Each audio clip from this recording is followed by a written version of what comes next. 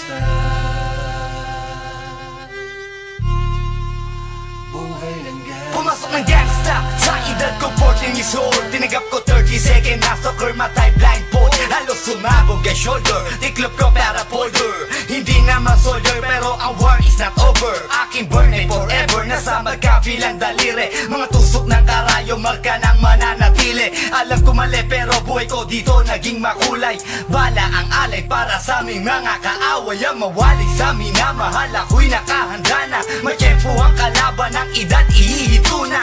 Pero teka muna, ito ba'y katotohanan? Mabigat na katanungan, ano ba pinaglalaban? Na dahil ba sagang ang buhay mo'y sa sakripisyo? Kahit alam mo nga hastong makulungan ng nicho. Ang peligro at bata sa buhay namin ay likas. Bawat luwang papasak, bala ang katumba. Gusto mo ba na sumama sa aming mundo na madrama? Na may halong lungkot at saya at may kababala ang pagtubos sa sala ng iba. Ang kaligtasan sa isa't isa inasa. Yan ang buhay ng gangsta. Yan ang buhay ng gangsta. Buhay ng gangsta. Lagi na lang umiinit ang aking ulo. O para bang gustong pasukin ang lahat ng gulo.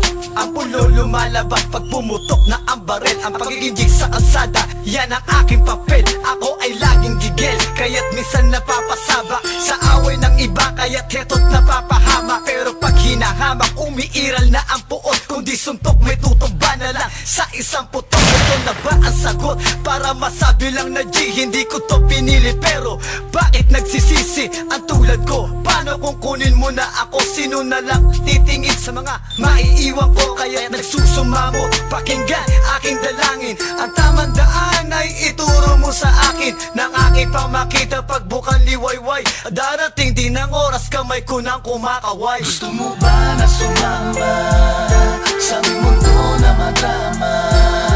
Na may halong lungkot at saya at may kababala ang pagtubos sa sala ng iba. Ang kaligtasan sa isa't isa inasa. Yan ang buhay ng gangsta. Yan ang buhay ng gangsta. Buhay ng gangsta.